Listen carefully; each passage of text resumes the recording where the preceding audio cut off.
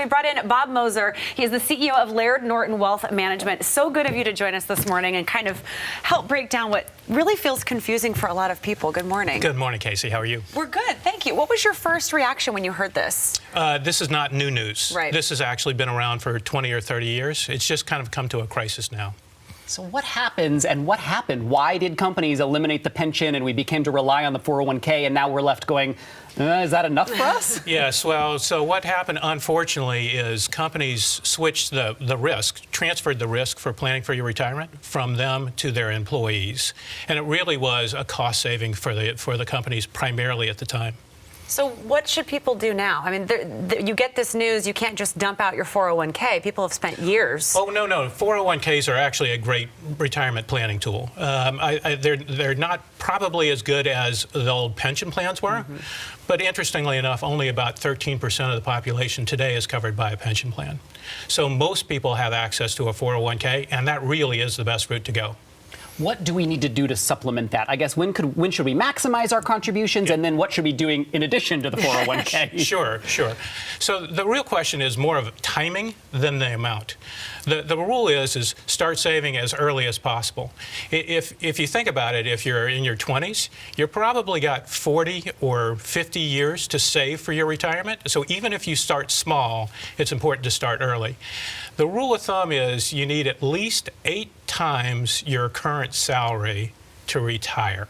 8 times doing the math in my head. in savings. So think about doing it in your 20s.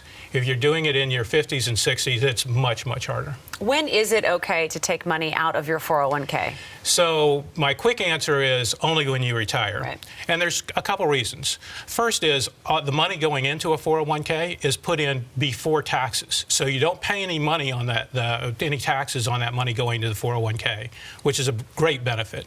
Second is the money in the 401k earns interest or earns tax-free while it's in the 401k. The minute you take it out of the 401k, you pay tax on it. So keep it in the 401k as long as you possibly can. However, there are permissible reasons for taking it out. You can use it to purchase a home. You can use it to pay a college education. You can use it for serious medical reasons. But again, you're kind of borrowing against your future when you do that.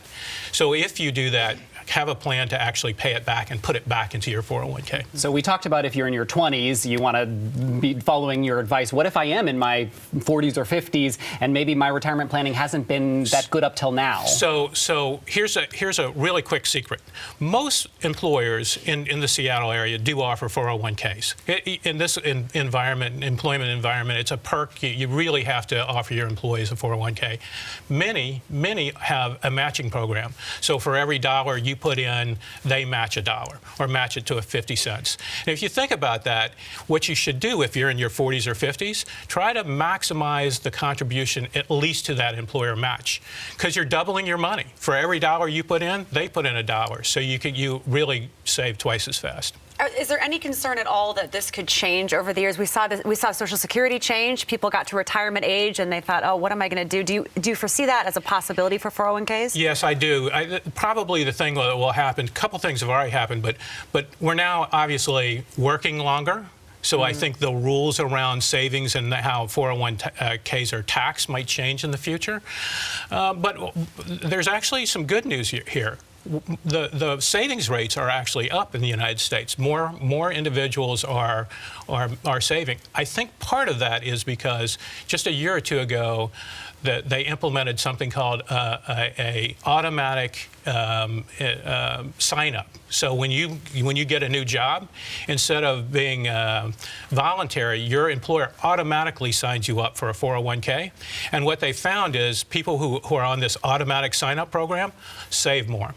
I know our producer just wrapped me, but I want to just in a couple of seconds. Any of the government solutions that we just talked about, do you think any of those have life? Do you think we could see the government stepping in and saying, you've got to save? You know, I don't think so, particularly not in the next administration. Yeah. I think the next administration will actually push things out to individuals rather than take things into the federal government. Great insight. Bob Moser with Laird Norton Wealth Management. We really appreciate it. Thank you, Casey. Thank you. Travis.